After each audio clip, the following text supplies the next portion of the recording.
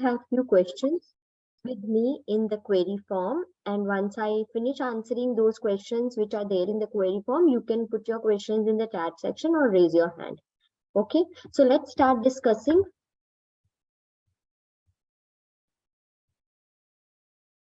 Okay, इस question जैसे कि बताया, दूध हमारे लिए बहुत फायदेमंद होता है, लेकिन तभी तक जब वो असली हो। यदि नकली हुआ तो फायदे की बजाय नुकसान होंगे। हमारे लिए स्टडी करके ये पता करना कि कौन सा असली है और कौन सा नकली, मेरे ख्याल से बहुत मुश्किल काम है। हम सबके घरों में दूध और घी का यूज काफी ज्यादा होता है, और अधिकतर हम सभी लोग दूध में अमूल, मदर डेयरी, सारस एक्सेट्रा, और घी में अमूल, मदर डेयरी या पतंजलि या और राजस्थान में सरस वगैरह का यूज किया जाता है। रोज न्यूज में नकली घी और दूध पाए जाने की खबरें हम पढ़ते हैं। हमें नहीं पता हम खुद भी नकली यूज कर रहे हैं या असली। क्या आप प्लीज अपने अनुभव से दूध और घी के कुछ बेहतर ब्रांड सजेस्ट कर सकते हैं, ताकि हम अपने परिवार को कम कॉस्ट में अच्छी प्रोडक्ट्स दे सके। सो सी, दूध की ब्रांड डिपेंड करती है एरिया से एरिया। एक कॉमन जो ब्रांड है वो है A2, थोड़ा एक्सपेंसिव होता है। A2 milk, A2 ghee is sure कि वो ऑर्गेनिक है। उसके बाद जब आप गूगल कर सकते हैं कि आपके यहाँ पे कहाँ ऑर्गेनिक मिल्क आता है। बहुत सारे फार्म हाउसेस से आजकल मिल्क सप्लाई किया जा रहा है कांच की बोतल में। जब आप गूगल करते हैं आपको कुछ टेस्ट भी मिलते हैं। स्टेन टेस्ट होता है, आयोडीन टेस्ट होता है, डिटर्जेंट टेस्ट होता है, जो हम घर पे कर सकते हैं मिल्क की प्योरिटी चेक करने के लिए। ओके, तो ये टेस्ट करने के बाद आप जज कर सकते हैं कि दूध सही आ रहा है या गलत आ रहा है। किसी को ये कैसे पता चलेगा कि उसको कितनी कैलोरीज लेनी चाहिए अगर उसको मल्टीपल हेल्थ इश्यूज हैं? हम ये भी डिस्कस करेंगे आगे जाके क्लासेस में। जैसे कल हमने डायबिटीज किया, मैंने आपको बताया 45 to 55% हम कार्ब्स लेते हैं। हम total daily energy expenditure calculate करते हैं, उन्हीं चीजों से पता चलता है। जैसे जैसे हम टॉपिक्स कवर करते रहेंगे आपके ये क्वेश्चन और ज्यादा क्लियर हो जाएगा। I have one query as vitamins and उनकी टॉक्सिसिटी के बारे में पढ़ा। How fasting help us? Fasting हमारी बॉडी को डिटॉक्सिफाई करती है। So one day fasting at least in a week is very very helpful. If we fast once in a week, then our body will uses its stores to regulate functions. Will fasting be helpful in clearing toxicity? Exactly, yes. And how fasting should be done? Ideally fasting जब हम करते हैं हमें uncooked foods लेने चाहिए, हमें अपने digestive system को ज्यादा से ज्यादा रेस्ट देनी चाहिए। कैफीन बिल्कुल भी नहीं लेना चाहिए, तो लोग जो फास्टिंग में चाय कॉफी लेते हैं वो नहीं लेना चाहिए। मिल्क प्रोडक्ट्स अवॉइड करने चाहिए फॉर ऑब्वियस रीजंस जो हम अभी डिस्कस कर रहे हैं। ग्लूटेन नहीं लेना चाहिए डाइट में, ओके, बिकॉज ये सारी चीजें लिटिल हैवी हो जाती हैं सिस्टम के ऊपर। लाइटर वे लेना चाहिए, like lemon water, herbal teas, soaked nuts, soaked walnuts, and then fruits, butter milk, coconut water, makhanas, ये सब चीजें हम अपने फास्टिंग में ले सकते हैं। I want easy and deep details on vitamins and minerals. I hope your question is done. B12 1500 से ऊपर है तो क्या नुकसान हो सकता है? होना चाहिए नहीं, but we should be careful कि हम एक्सेस डोसेज उसकी ना करें। Is there any abdominal condition in which vitamin B absorption is hampered? Yes, IBS में होता है, because I was taking chia seeds on regular basis and detected vitamin B12 deficiency. ये देखो, सिर्फ चिया सीड्स अगर हम लेते हैं तो उससे नहीं सॉर्ट आउट होती है B12 डेफिशिएंसी। प्लस अगर यस आपके गट इश्यूज हैं तो आपको न्यूट्रिएंट डेफिशिएंसीज हो सकती है, बिकॉज एब्जॉर्प्शन प्रॉपरली नहीं होता है। अल्सरेटिव कोलाइटिस अभी हमने किया नहीं है, CVD हमने किया नहीं है। What is the best time to have curd and with which meal? It is best to have in the afternoon. Room temperature का curd होना चाहिए. And what is the best time to have soaked nuts and seeds? Ideally in the morning, early morning अगर हम लेते हैं तो वो best है, अदरवाइज हम इसे इवनिंग स्नैक में भी ले सकते हैं। I'm suffering from osteoarthritis and varicose veins. Please suggest medicine and diet restrictions to cure the same. So first thing, we do not suggest medicines here. For medicines, we need to consult the doctor. Okay. Second thing, varicose veins का diet से इतना फर्क नहीं पड़ता, it is a neurological issue. Physiotherapy exercise का ज्यादा role रहता है। ऑस्टियोआर्थराइटिस में हमें ज्यादा एल्कलाइन डाइट लेनी चाहिए। Acidic to spicy food, refined oils, ये सब हमें अवॉइड करना चाहिए।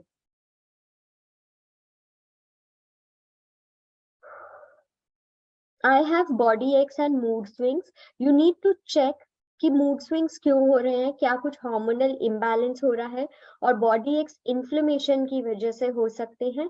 इन्फ्लेमेशन क्यों होता है? बिकॉज आपका बॉडी का पीएच अगर एसिडिक है, गट इश्यूज है, इस वजह से इन्फ्लेमेशन हो सकते हैं।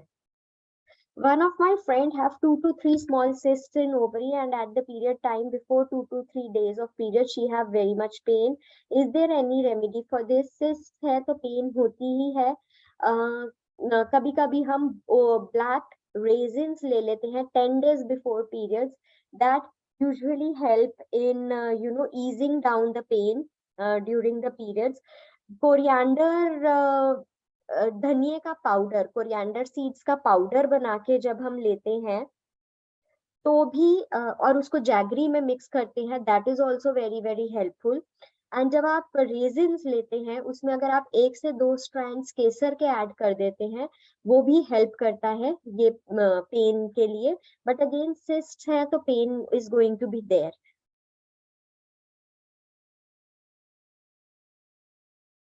Okay.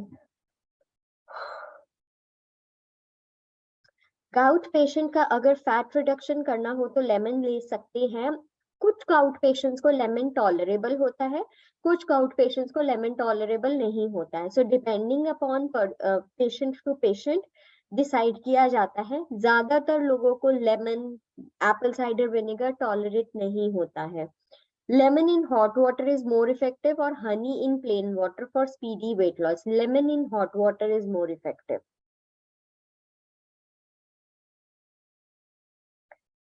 Ma'am told to avoid curd and buttermilk along with meal. Can we have curd with tadka over it? The purpose is not कि हम curd और buttermilk ले नहीं सकते, हमें ठंडा नहीं लेना है। ओके, तड़के के साथ भी ले सकते हैं। Moringa powder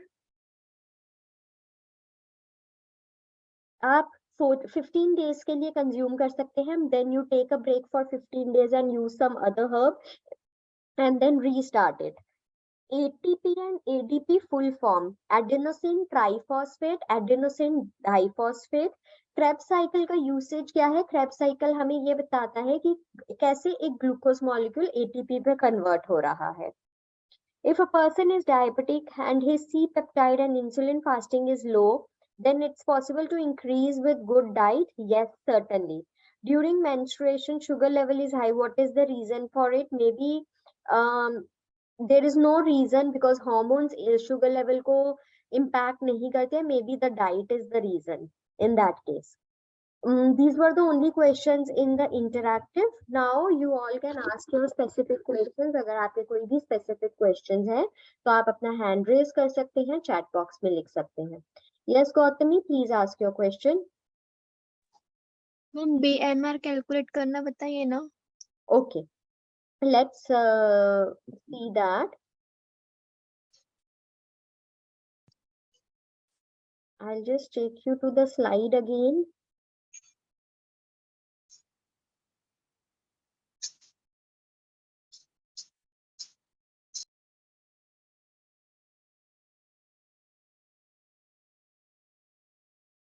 Okay, so this is BMR वाला हमारा टॉपिक जो था। ओके, तो जब हम बात करते हैं कि हमें BMR कैलकुलेट करना है, पहली चीज हमें जानना जरूरी है कि BMR की इक्वेशन मेल्स के लिए अलग होगी, फीमेल्स के लिए अलग होगी। ठीक है, अब अगर हम फीमेल का कैलकुलेट करना चाहते हैं BMR, तो हमें उनके लिए वेट, हाइट, एज चाहिए सबसे पहली चीज, ठीक है। तो वेट, फॉर एग्जाम्पल यहाँ पे 61 kgs लिया है, हाइट 162 सेंटीमीटर है, हम हाइट सेंटीमीटर्स में ही लेंगे। एज 35 इयर्स है, हम एज को यहाँ पे एंटर कर देंगे। फिर हम 9.6 को वेट से मल्टीप्लाई करेंगे, 1.85 को हाइट से मल्टीप्लाई करेंगे, 4.7 को एज से मल्टीप्लाई करेंगे। तीनों को मल्टीप्लाई करके हमारे पास 3 नंबर्स आ जाएंगे, ये तीनों हैं, ठीक है। उसके बाद तो ठीक है, जब हमने वेट को मल्टीप्लाई किया हमारा 586 आया, दिस इज द नंबर। जब हमने हाइट को मल्टीप्लाई किया, दिस इज द नंबर। जब हमने एज को मल्टीप्लाई किया, okay. Now second step is हमें प्लस करना है, okay. So the first 3 numbers that are there we need to add them, और जो ऐड करके आंसर आएगा उसमें से हमें ये वाला नंबर माइनस करना है, and then we get BMR, okay. Now BMR पे हमारा जर्नी खत्म नहीं हो जाता है, हमें फाइंड आउट करना है टोटल डेली एनर्जी एक्सपेंडिचर। तो जब हम BMR को एक्टिविटी फैक्टर से मल्टीप्लाई करते हैं तो हमारे को मिलता है total daily energy expenditure. Activity factor PAL values हमने डिटेल में डिस्कस की थी, sedentary, light, moderate, heavy, exceptional के अलग अलग पाल वैल्यूज हैं, मेल्स के और फीमेल्स के। फॉर एग्जाम्पल यहाँ पे हमने एक्टिविटी 1.3 ली है, तो जो भी BMR आया है उसे हम 1.3 से मल्टीप्लाई करेंगे, and this is the final answer that we get. Gautami, अभी कोई क्वेश्चन है BMR में? No ma'am. ठीक है, क्लियर हो गया ये? Yes ma'am. Okay, all right. Yes Vasu, please ask your question.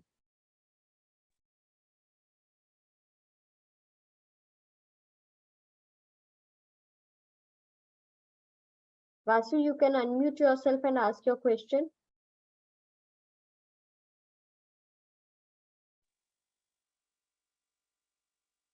जी वासु, आपकी आवाज नहीं आ रही है। Vasu, just check your settings because I cannot hear you. Ma'am आवाज आ रही है अब? हाँ जी, अब आ रही है। Good afternoon ma'am. Good afternoon.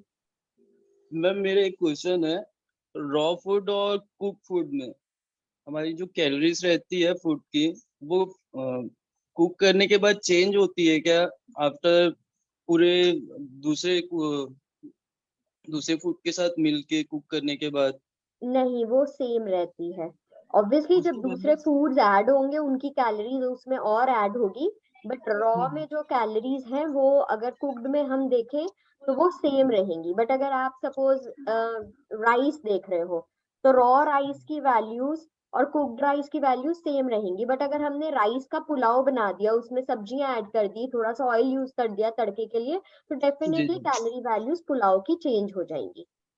Okay ma'am, water वगैरह मिलके या दो फूड आपस में मिलके उसकी वैल्यू चेंज तो नहीं होती है ना? नहीं, मैक्रोन्यूट्रिएंट उसकी राइस की माइक्रोन्यूट्रिएंट वैल्यू उतनी ही रहेगी, जो इंग्रेडिएंट्स हम ऐड करेंगे उनकी वैल्यू ऐड हो जाएगी। वाटर ऐड होने से उनकी वॉल्यूम इंक्रीज हो जाती है। हम इतने से चावल ओके लेते हैं बट बन के वो इतने हो जाते हैं, but that is not going to change the calories in them. Okay ma'am. और मैम इस टाइप के हम जैसे हम बाहर के कुछ खाते हैं तो जी, हम इसको घर पे भी जैसे हम बनाते हैं तो उसको भी ऐसा कैलकुलेट कर सकते हैं क्या हम? बिल्कुल कर सकते हैं। Okay okay, okay, thank you ma'am. हाँ जी। Yes Priyanka, please ask your question. Hello, good afternoon ma'am. Good afternoon. Ma'am please एक बार फिर से type 1 and type 2 diabetes explain कर दीजिए। ठीक है,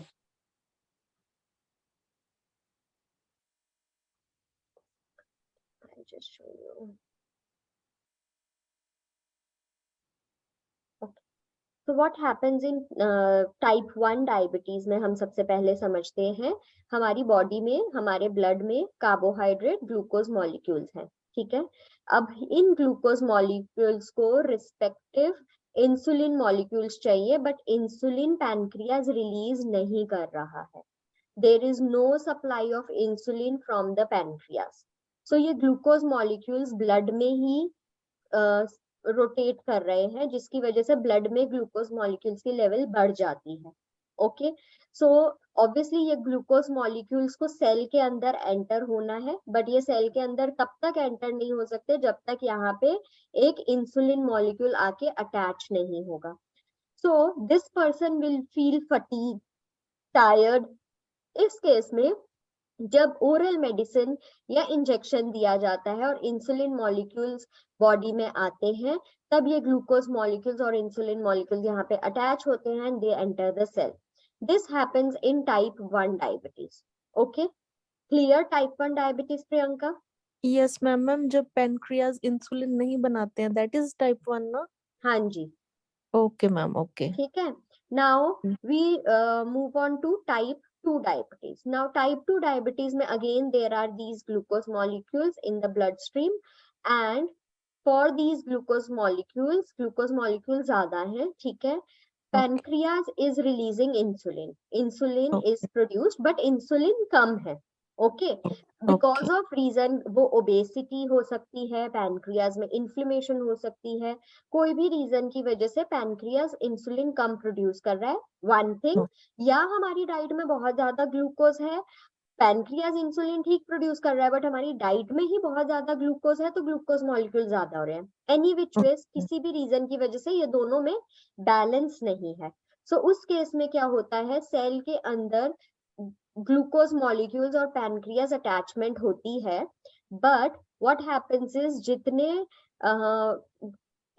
ये इंसुलिन मॉलिक्यूल्स हैं उतने ग्लूकोज मॉलिक्यूल्स अंदर सेल के चले जाते हैं, बाकी जो एक्स्ट्रा हो जाते हैं वो ब्लड में फिर भी रह जाते हैं, जिसकी वजह से ब्लड शुगर लेवल्स इंक्रीज आती हैं। This is number 1 thing in type 2 diabetes.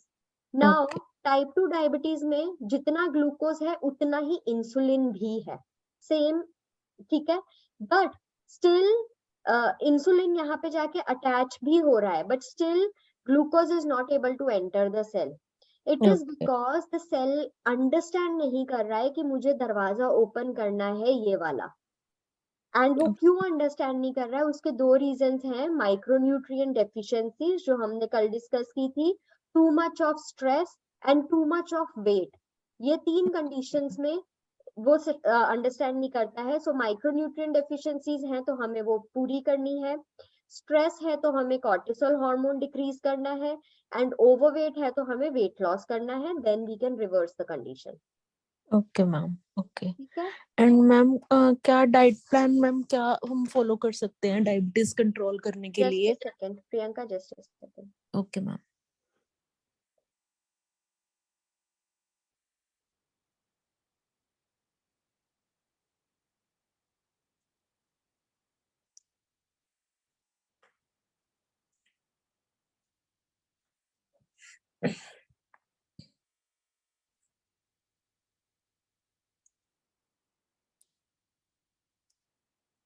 Okay, हाँ जी प्रियंका, प्लीज कंटिन्यू।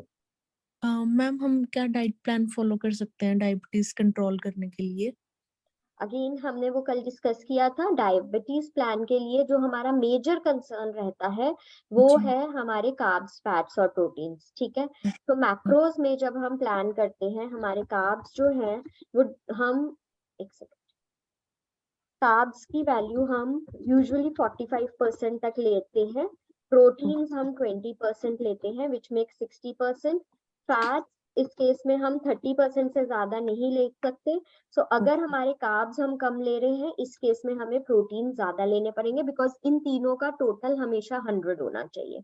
अगर हमारी शुगर लेवल थोड़ी सी मेंटेन्ड है, बैलेंस है, तो हम 50% भी ले सकते हैं और प्रोटीन्स को कम करके हम 20% कर देंगे।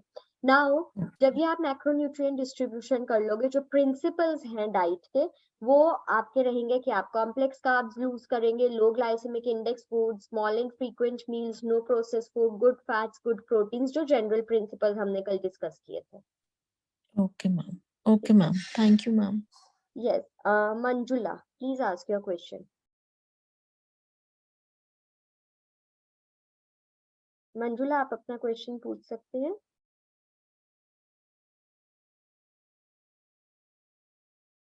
One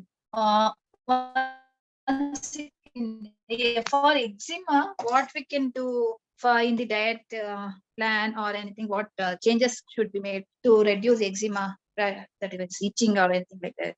See, eczema again is an external issue, but अगर हम डाइट में देखें तो हमें spicy and too much refined foods, processed foods avoid करने चाहिए। एक्जिमा में अगर हम पोटैटो जूस अप्लाई करते हैं उसके बहुत फायदे होते हैं, तो वो भी एप्लीकेशन आप ओवर द टॉप कर सकते हैं। Otherwise diet does not play too much of role in eczema because ये एक्सटर्नल इशू होता है। द ओनली थिंग इज हम थोड़ा सा अपनी बॉडी को अल्कलाइन रखेंगे तो उसका शायद फायदा हो सकता है, उसका भी कंफर्म नहीं रहता है। Okay, potato juice we have to extract how means raw potato juice. Yes, raw potato juice is beneficial. Means by putting some so you just have to water.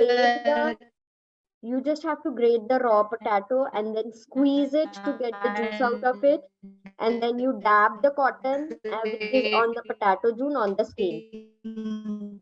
Manjula, आपकी voice break हो रही है. You can put your question in the chat section. Okay.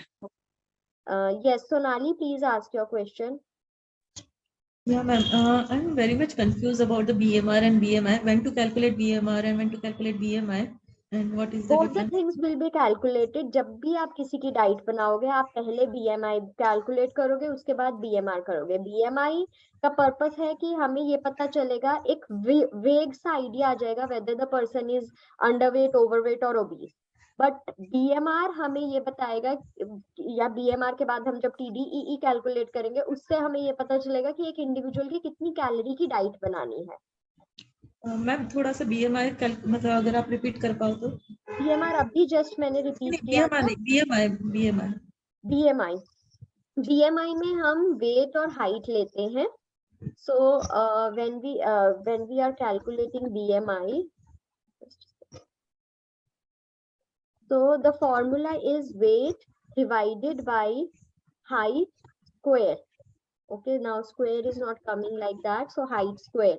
So for example, अगर weight किसी individual का 90 kg है और height 180 centimetre है, so हमें सबसे पहले 180 सेंटीमीटर्स को मीटर में कन्वर्ट करना होगा, so 1.8 मीटर होगी। So हम 1.8 मल्टीप्लाई बाय 1.8 करेंगे and we get a number. So whatever number will come, let's say the number is x, ठीक है। So then we divide 90 को हम इस x number से divide जब कर देंगे, we will get our answer which is the BMI. Clear, Sonali? जी यहाँ पे ये जो सेंटीमीटर में हमने कैलकुलेट किया, then we will multiply the same number with क्योंकि हमें हाइट स्क्वायर से डिवाइड करना है। So हम पहले ही हाइट स्क्वायर निकाल लेंगे, ये हमारी हाइट स्क्वायर निकल आई। Now we need to divide weight with height square. So जो भी height square का आंसर आएगा उसे हम 90 से डिवाइड कर देंगे। Okay. So in the initial period we will calculate both. BMI भी देखेंगे हम, BMR भी देखेंगे और TDD भी देखेंगे हम, right? Definitely BMR नहीं देखते हम, डायरेक्ट TDE देखते हैं, बट BMR बीच में आता है।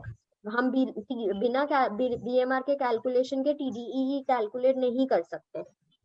जी एक लास्ट मुझे पूछना था, अगर क्या हम ऑटो इम्यून डिसऑर्डर का भी मतलब लेने वाले हैं, कुछ कवर करने वाले हैं? ऑटो इम्यून डिसऑर्डर का हम सेपरेटली नहीं लेने वाले, बट जैसे हमने कल टाइप 1 डायबिटीज किया, टाइप 1 डायबिटीज का समटाइम्स रीजन ऑटो इम्यून भी होता है। ऑटो इम्यून कंडीशन की वजह से भी टाइप 1 होती है। जब हम वो करेंगे थायराइड करेंगे तब हम हशीमोटोस कवर करेंगे, which is again an auto immune condition.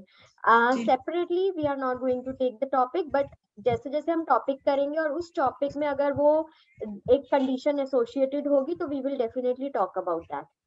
Actually, I want to know about the vertigo, which is again the autoimmune disorder, I think. Vertigo. हाँ, vertigo जो white patches रहते हैं, तो उस बारे में मैं समझना चाहती कि वो क्यों होता है, उसका क्योर कैसे कर सकते हैं, हम लोग उसे ठीक कैसे कर सकते हैं। That I want to understand, that I want to learn so that I can help others. तो इसलिए मैं पूछ रही थी। हाँ, so we are not covering that topic, but certainly once we cover our course during the last interactives, we will try and cover that as well if the time permits. Okay, that time I can ask this same question. Definitely, हाँ, definitely and if possible मैं किसी class में ही उसको cover कर लूंगी, ठीक है? Please ये टॉपिक मेरे लिए काफी इम्पोर्टेंट है सीखना, तो मैं आपको फिर से रिमाइंड कर दूंगी एक बार ma'am. Definitely please do that. Snigdha, please ask your question. Good evening ma'am. Good evening. Ma'am मुझे पूछना था, अगर इससे आपके पास ऐसे कोई ऐप है क्या, जैसे हम BMR, BMI, TDD ऐसे डायरेक्ट हम निकाल सकते हैं? क्योंकि कभी क्लाइंट के सामने ये सारे कैलकुलेट, जैसे अभी हम तो रफली करते हैं, ऐसे डायरेक्ट जैसे आ जाए कोई क्लाइंट हमें पूछ रहे हैं कि नहीं हमें इमीडिएट बताइए, तो इसमें क्या करना चाहिए मैम? इमीडिएट क्या बताए उनका? TDEE? हाँ मैम, ये पूरे अगर कैलकुलेशन हमें करना पड़ेगा किसी को डाइट देने के लिए, और सामने कोई हमारे पास आ रहे हैं, तो ऐसे कुछ ऐप है क्या, जैसे आरोग्य में ऐसे कुछ ऐप है जो हम डायरेक्ट डाल के हमें बता नहीं, ऐसी सकते हो? कोई ऐप नहीं है, ऐसी कोई ऐप ऐसे नहीं है, नहीं हम है। कैलकुलेशंस करके उन्हें बता सकते हैं। अच्छा, इसे उन्हें टाइम हम लेके उन्हें बताएंगे फिर? डेफिनेटली, हाँ जी। ठीक है। और another question ma'am, skin related हमें क्या फूड लेना चाहिए? जैसे स्किन रैशेस वगैरह होता है और स्किन रिलेटेड एनी डिजीज होता है, तो उसमें हमें क्या क्या लेना चाहिए मैम, मतलब डाइट में? सी अलग अलग स्किन इश्यूज हैं स्निग्धा। कुछ का इश्यूज जैसे आपने बोला रैशेस, कुछ इश्यूज होते हैं जैसे एक्जिमा, कुछ इश्यूज हैं एक्ने के या ड्राई स्किन के। So issue to Yes. Issue vary करता है। अगेन डाइट 50% रोल प्ले करती है, एक्सटर्नल एप्लीकेशन ज्यादा अच्छा रोल प्ले करता है। So depending, Yes. Because skin topic again हम कवर नहीं कर रहे हैं, बट अगर आपको स्पेसिफिकली कुछ जानना है, आपको स्किन कौन सा इशू के बारे में, जैसे अभी किसी ने पूछा eczema, so I have told कि रॉ पोटैटो जूस हम यूज कर सकते हैं। अच्छा, यस मैम। स्पेसिफिक इशू के लिए स्पेसिफिक चीजें होती है। General okay. तो यही रहेगा कि आप अपना बाहर का खाना मत खाइए, रिफाइंड ऑयल मत लीजिए, प्रोसेस फूड मत लीजिए, हाई यस, स्पाइसी फूड मत लीजिए। वो कॉमन गाइडलाइंस हर एक इशू के लिए उससे रहती है। अपने एलर्जी के ऊपर डिपेंड करता है कि कैसे होता है, हाँ कौन जी, सी। हाँ जी, हाँ जी। Okay, thank you ma'am, thank you. Yes, most welcome. Yes, Manjula, we can try hearing you out if the voice doesn't break. Actually, in the classes, I heard that when we do workout, the fat will burn. The indication is that we are sweating, right? When the heart rate will increase, yes, and Yeah, when the heart rate will increase and we are sweating. But in sultry weather, how can we make out how weather for which actually in sultry weather always will be sweating, right? So see, sweating is not an indicator, because every person has sweating का capabilities अलग होता है। कुछ लोगों को बहुत जल्दी sweat हो जाता है, that does not mean their heart rate has increased. कुछ लोगों को स्वेटिंग होता ही नहीं है, वो बॉडी का अलग परसेप्शन है कि स्वेटिंग का yeah, अलग रहता है। So sweating is not the indicator, indicator is heart rate increase.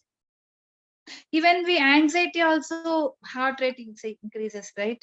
When you're doing exercise, then obviously anxiety will not be there, no? So we are here talking practical, that you're losing weight, you're doing exercise, then you're targeting fat loss. But if you have an anxiety attack or a depression or a panic attack, that time you will not think about कि वो anxiety में heart rate हो रही है तो fat loss होगा, ऐसा नहीं होता है ना? Yeah, that's what I was thinking, how it happens, how can we make out like that, little bit confused, that's why. Now is it okay? Now is it clear? Yeah, of course. Yes, Vinitha, please ask your question. Good evening, ma'am. I have a couple of doubts. First one is regarding the breakfast cereals that I have got the chance to watch through the reels, which includes overnight soaked oats, plant-based milk and chia seed, and adding other nuts, etc. In the breakfast. So, is it good to have such a breakfast? Yes, all the options are healthy. Okay, and my second doubt was related to baby-led weaning. So you were talking about baby's diet few days back. So my question is that is it necessary to give purees during the initial days of weaning, or is it okay to give food that which we are eating without salt, sugar, and etc. That which is prohibited to not prohibited, that should avoid giving to babies.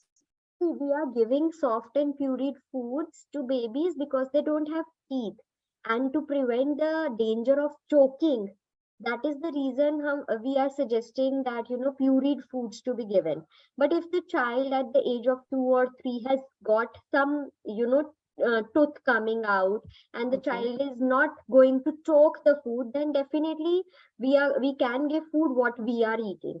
So it is just a precautionary measure that the child there, because the child is not able to cut the food in the mouth, chew the food in the mouth, there are chances that if we give normal like peas or rajma without making them puree, it may choke. Okay. Okay. Okay, Thank you. but if the child can chew properly, there is no need to make the puree or mashing things. There is no need for that. Okay, ma'am. Why I ask this is because it's now actually a trend to give the normal food like what we are eating, but in the soft form, like the baby-led weaning. So that's what I was. That's why I was bit confused related to baby-led weaning and traditional weaning. Okay. Okay, thank you. Yeah, most welcome. Yes, Vasu, please ask your question. Hello Yes, Vasu, please ask your question. Ma'am हम micronutrient का calculation तो कर लेते हैं, हमको पता चल जाता है कि किनको कितना कार्बोहाइड्रेट, प्रोटीन, फैट वगैरह देना है, बट माइक्रोन्यूट्रिएंट मैम उसके लिए कोई स्पेसिफिक, Micronutrients, हाँ हमको कैसे पता चलेगा किस बॉडी पे कितना माइक्रोन्यूट्रिएंट चाहिए, क्योंकि Okay. हम तो माइक्रोन्यूट्रिएंट वो कैलकुलेट कर सकते हैं, माइक्रोन्यूट्रिएंट में भी मेरे हिसाब से मैं नहीं कर पाऊंगा मैम, तो बताइए। ओके, सो वासु क्या होता है कि मैक्रोस की जब हम बात करते हैं वो हम कैलकुलेट करते हैं because they are required in larger quantities, ठीक है। बट जब हम माइक्रोन्यूट्रिएंट्स की बात करते हैं, micronutrients according to weight does not vary too much. तो फॉर एग्जाम्पल अगर हम एक 60 kg पर्सन की डाइट बनाने का सोच रहे हैं और एक 80 kg पर्सन की डाइट बनाने का सोच रहे हैं, I will just show you one thing. जी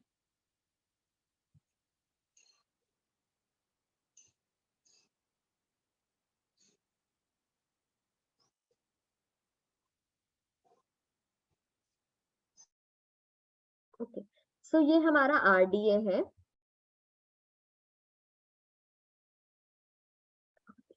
ओके, सो अगर आप इस आरडीए टेबल को ध्यान से स्टडी करते हैं, so and just see the micronutrient requirements, ठीक है। सो अगर आप I will take you to thiamine, ठीक है। अगर आप थायमिन की रिक्वायरमेंट्स देख रहे हो, एक 13 ईयर बॉय, ठीक है, 13 ईयर बॉय की थायमिन रिक्वायरमेंट 1.9 है। 13 ईयर बॉय का weight, Vasu just unmute yourself, 13 year boy का weight somewhere around what 50 kgs होगा, ठीक है। बट अगर आप यहाँ पे मेल्स की रिक्वायरमेंट देखोगे जिनका वेट 65 kg के आसपास है, उनकी भी रिक्वायरमेंट उतनी ही है, 1.8। So what I am trying to put here is कि माइक्रोन्यूट्रिएंट रिक्वायरमेंट वेट के हिसाब से ज्यादा डिफर नहीं करती है। 0.01 या 0.1 या 0.2 या मैक्सिमम 0.5 या 5 मिलीग्राम का डिफरेंस होगा, which is negligible. So that is why we are not going to calculate the micronutrients, हम RDA में से ही ले लेते हैं, ठीक है। I will give you one more example here। अगर आप देखते हैं यहाँ पे गर्ल्स का 12-year-old girl has a vitamin B6 requirement of 1.9, and a woman who is not pregnant is also having the requirement 1.9. So requirements in micronutrients does not change much, but अगर हम एक 80 किलो कैलोरी के carbohydrate, 80 kg person के carbohydrates calculate करेंगे और एक 50 kg person के carbohydrates calculate करेंगे, उसमें बहुत फर्क होगा। You're understanding this? So that is why we do not calculate micros. Now you see vitamin D, all the where everywhere the requirement is same other than the infant stage. ठीक है. Vitamin A भी अगर आप देखेंगे mains की requirement and females की requirements अगर आप सेपरेटली जेंडर वाइज देखेंगे ज्यादा डिफरेंट नहीं है. So we pick up the micronutrient requirement from RD and we never calculate that. Hope this answers your question. Yes, Aditi, please ask your question.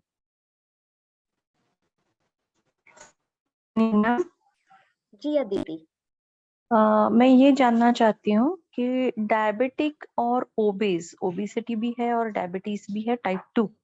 तो इस case में frequent intake होना चाहिए या ये फास्टिंग बोलते हैं ना कि 2 ही बार खाना है दिन में?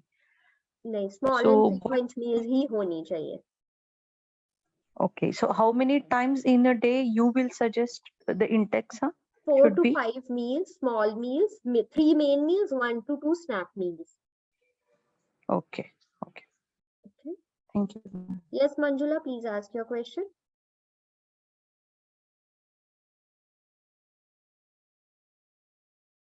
Manjula, you have a question? Yeah, actually it's in the same like confusion, like so when we walk, no, so for the hypertension participant, so we suggest to walk, so but their heart rate rises. Why? Means is it not even BP also raises? How come it is good? I think like that, because even this one also rises, even BP also rises when you walk fast. Like even we suggest to go for walking also for the hypertension patient. So that's my confusion, how it may help like that. I'm not understanding. Your question or your confusion is whether walking is good for BP patient or whether walking is not good for BP patient. It is good only, everybody says, and even we also say, as a yoga therapist, I also say the same thing. Yeah. But because it increases the heart rate. So when it increases the heart rate, so BP also raises, right? So yes. How come it becomes good? That's the thing. But we don't have to increase the heart rate for a BP patient, no. We have to tell them that see, there is a limit to increase the heart rate. If their heart rate is going high, then it is going to be very, very dangerous for them. Yeah. So when we are suggesting a BP patient to go for a walk, we have to be very particular in telling them that they should not exert. Exertion should not be there. Okay. In the meantime, the burning of fat, does it happen? That is different. We can't risk anybody's life just because we want to burn fat. Yeah, that's right. There are other things that we need to concentrate. Our first priority in this case is that the person should not be at risk. We can't increase the heart rate by risking the person's life, right? Yeah, too much of exertion should not be there. Moderate. Yeah, so we need to, when there are 2 things that we are handling or multiple things that we are handling, we need to give priority to certain things and then try to manage the other thing with diet or other factors. Yeah, because when the patient comes, they say that I go to cardiac for the gym also. So how we can say or that balance, what suggestion could be given? So that's what I was confused. Now is it okay? Yeah. So means it should not exceed. It should not exert for till the time they are comfortable, okay, but till the moment their BP increases to a certain level, they will start feeling a little giddy, they start feeling a little uncomfortable. They don't have to move beyond that point. Okay, yeah, they can set up their speak. Okay. Yes, Hema, please ask your question. Good evening, ma'am. Good evening. Ma'am, अगर किसी का fasting में blood sugar 100 के below है और HbA1c में उसका 5.7 है, तो क्या इसे प्री डायबिटिक माना जाएगा या फिर जो भी है वो आप normal, he is considered as a normal individual. Okay, वो प्री डायबिटिक नहीं है वो? नहीं नहीं। Okay okay okay, thank you ma'am. Yes, most welcome. Yes, Nivedita, please ask your question. Hello ma'am, good evening ma'am. Good evening. हाँ, actually मेरा question जो है वो मिथ है कि ये सेंधा नमक और सिंपल सॉल्ट जो है, तो उसका थोड़ा कंफ्यूजन दूर कर दीजिए, क्या है एक्चुअली? क्या कंफ्यूजन है निवेदिता? हाँ, कि आयोडीन नहीं होता सेंधा नमक में और वो नहीं लेना चाहिए या ऐसा कुछ? नहीं, ऐसा कुछ भी नहीं होता है। सेंधा नमक में अप्रोप्रिएट क्वांटिटीज होती हैं आयोडीन की, एंड वो लिया जा सकता है। टाटा आयोडाइज सॉल्ट में तो आयोडीन डाला जाता है, ठीक है, बट सेंधा नमक में आयोडीन डाला नहीं जाता है। नेचुरली सॉल्ट में जो आयोडीन होता है वो सेंधा नमक में भी होता है। Okay, thank you. Okay, thank you. We cannot say that उसमें इतना आयोडीन है जितना एक नॉर्मल टाटा सॉल्ट या टेबल सॉल्ट में होता है, but yes, it has enough iodine कि आपको थायराइड की प्रॉब्लम शुरू नहीं हो जाएगी। Understood? Ritu, please ask your question. Hello, good evening ma'am. Good evening Ritu. Ma'am, मैं पूछना चाह रही थी कि जैसे आपने एल्कलाइन वाटर के रिगार्डिंग बताया था, तो क्या हम एल्कलाइन वाटर डेली ले सकते हैं? मतलब अगर हमें कोल्ड भी हो रहा है या फिर फीवर हो रहा है या कुछ भी समथिंग लाइक, जैसे आजकल वायरल इन्फेक्शन हो रहा है, तो एल्कलाइन वाटर हमें उसमें मतलब हमारे को सपोर्ट करेगा उसको ठीक करने में? नहीं, अल्कलाइन वाटर बेसिकली गट इश्यूज या बॉडी को इम्यून करने के लिए होता है, बट जब आपको फीवर है या वायरल है, अल्कलाइन वाटर आपका फीवर ठीक नहीं करेगा।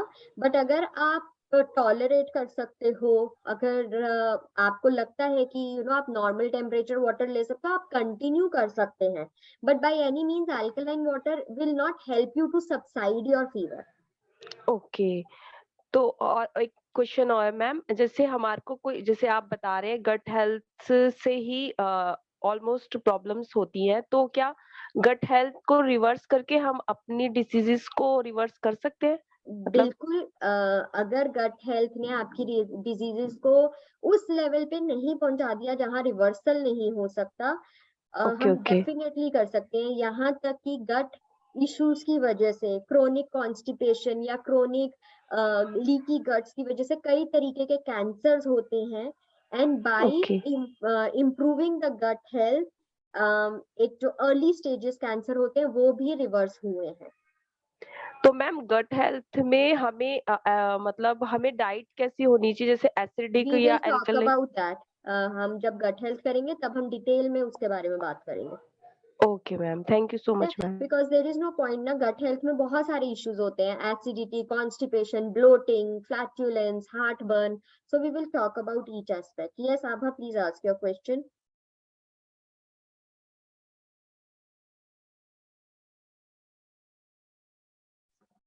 Hello, good evening ma'am.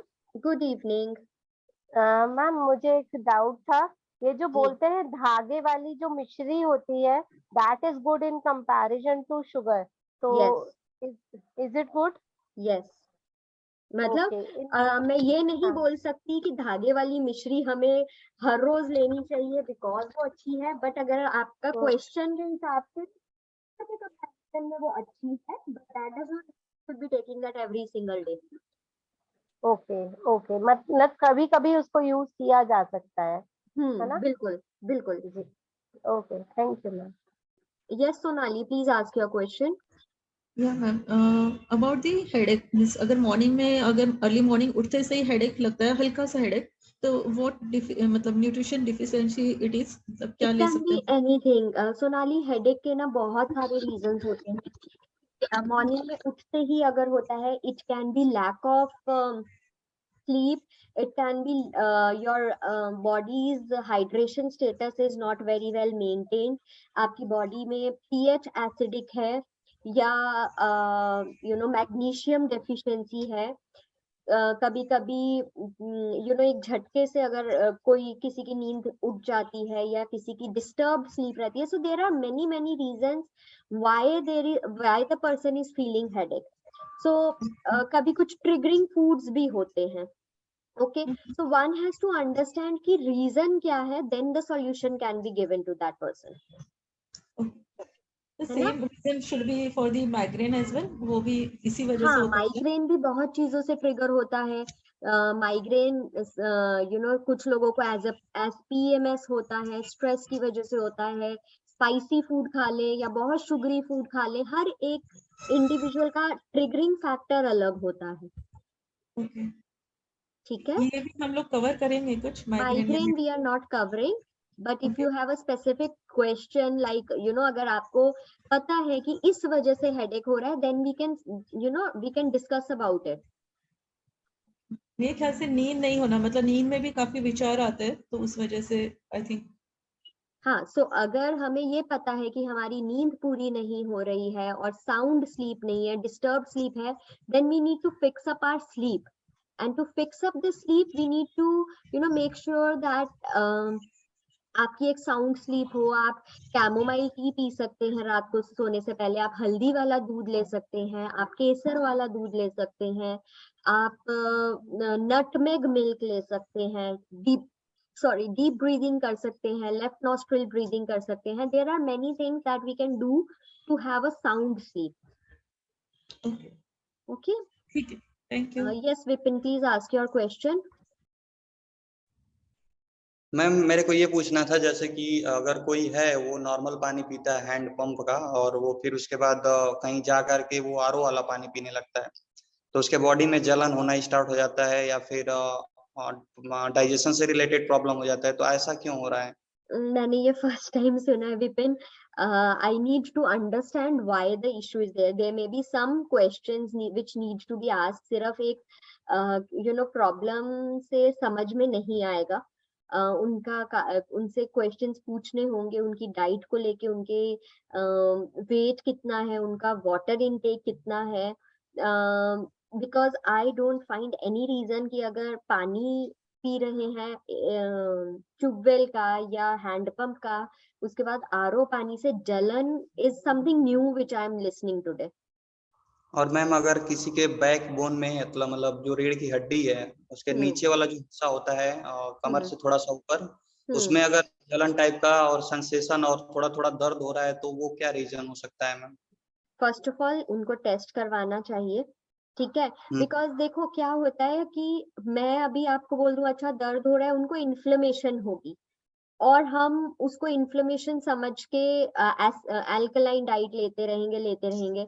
I feel जब भी कोई बॉडी एक साइन या सिम्टम शो कर रही है, हमारा पहला काम ये होगा, हम अभी यहाँ पे क्या कर रहे हैं, हम फूड एंड न्यूट्रिशन, हम डाइट के बारे में सीख रहे हैं. ठीक है, बाय एनी विच वेज हम यहाँ पे मेडिसिन नहीं सीख रहे हैं. हमारे नाम के आगे डाइटिशियन लग सकता है, हमारे नाम के आगे डॉक्टर नहीं लग सकता है.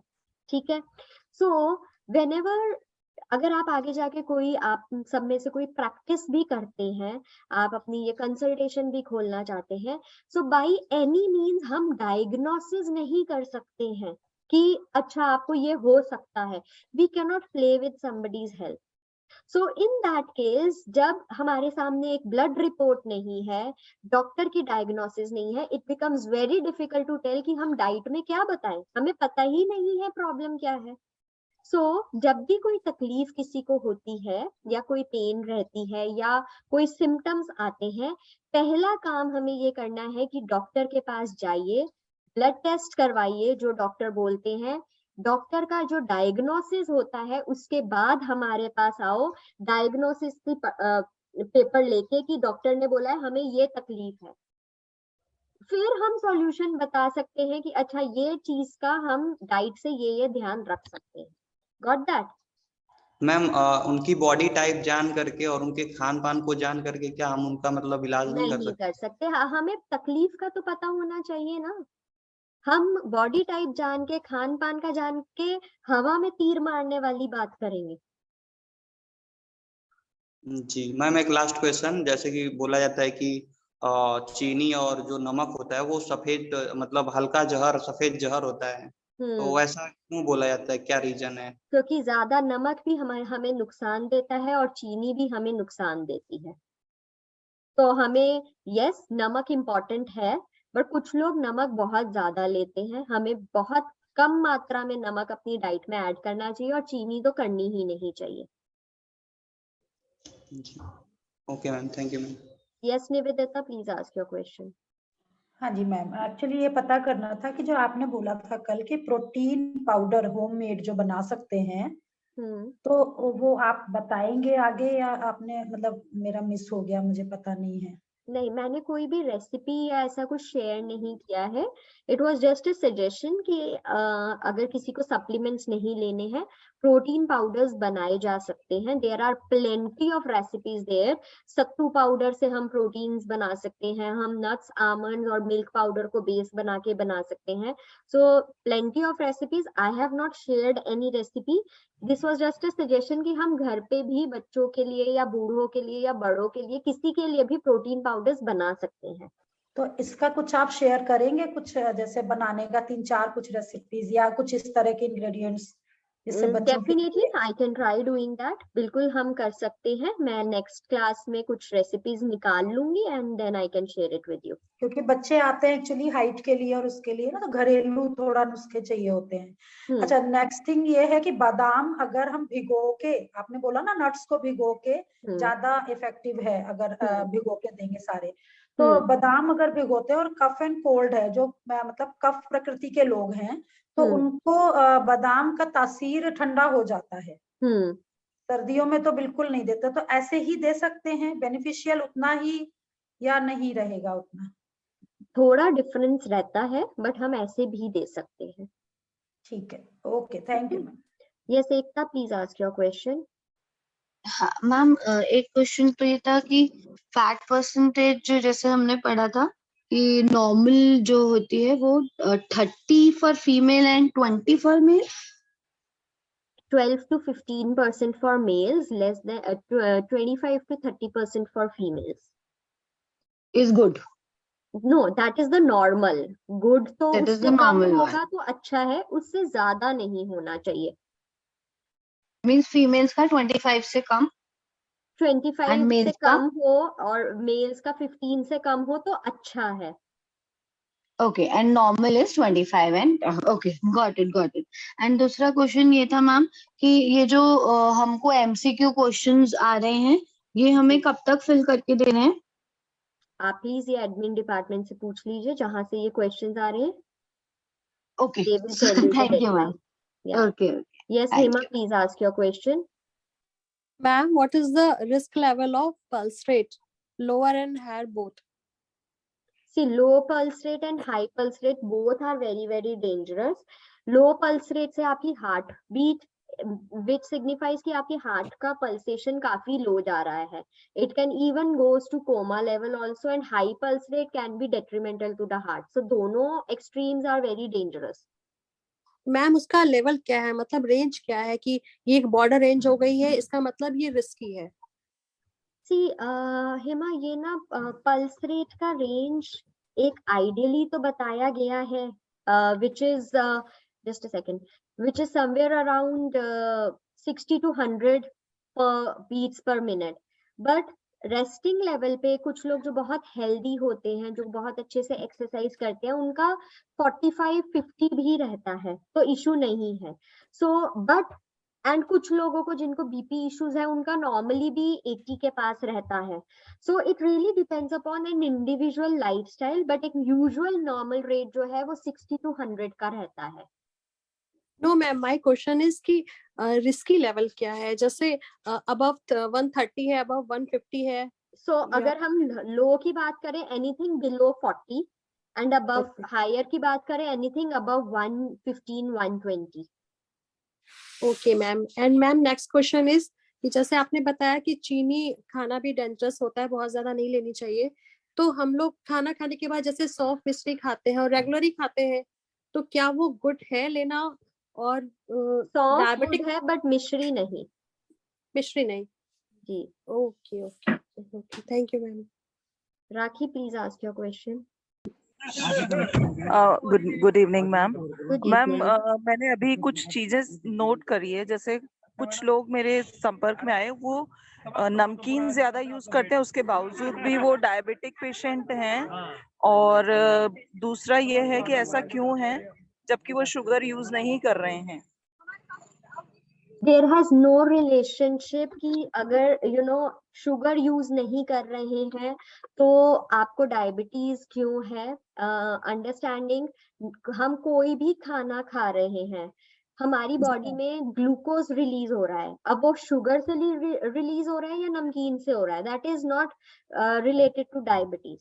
बॉडी में ग्लूकोज आ रहा है और उसका मेटाबोलाइजेशन नहीं हो रहा है तो इंडिविजुअल को डायबिटीज है। अब वो ग्लूकोज कहाँ से आ रहा है वो मैटर नहीं करता है। अगर शुगर लोगे तो ग्लूकोज ज्यादा आएगा। अगर आप नमकीन ले रहे हो, one thing that is fried food, नमकीन अगर हेल्दी भी है, बेक्ड भी है, तो वो कार्बोहाइड्रेट सोर्स तो है, वो ग्लूकोज तो रिलीज करेगा।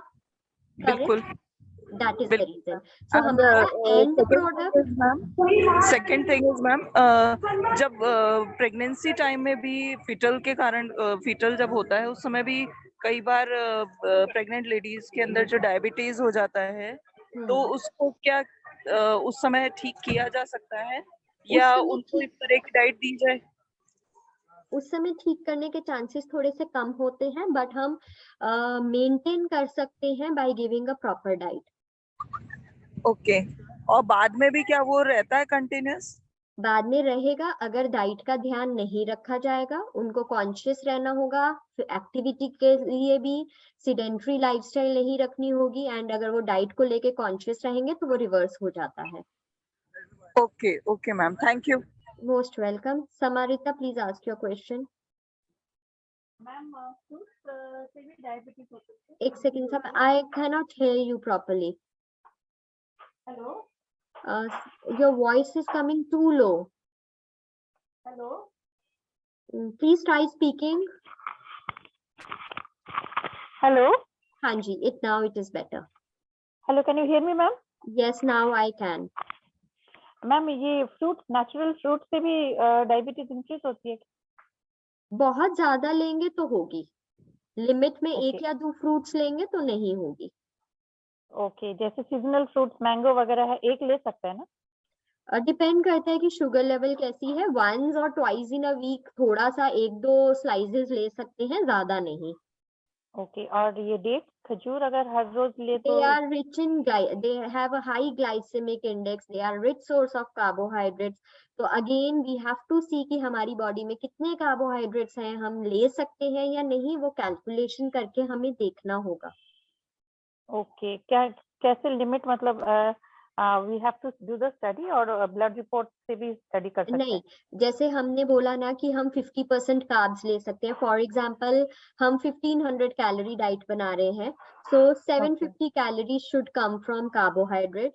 नाउ 750 को अगर हम 4 से डिवाइड करते हैं, so it will be somewhere around 175 grams carbohydrate. Now जब हम 175 ग्राम्स कार्बोहाइड्रेट हमें पूरे दिन में चाहिए, हम ऑब्वियसली पहला प्रेफरेंस देंगे पूरी मील्स को, उसके बाद हम देखेंगे कि क्या हम डेट को उसमें अकोमोडेट कर सकते हैं या नहीं कर सकते। Okay, thank you. We will be doing this. Yes, okay, thank you. Yes, most welcome. Okay, let's end our class for today here. I hope I have answered all the questions and you're very clear with all your doubts now. I will see you all on Monday. Have a lovely weekend. Thank you so much.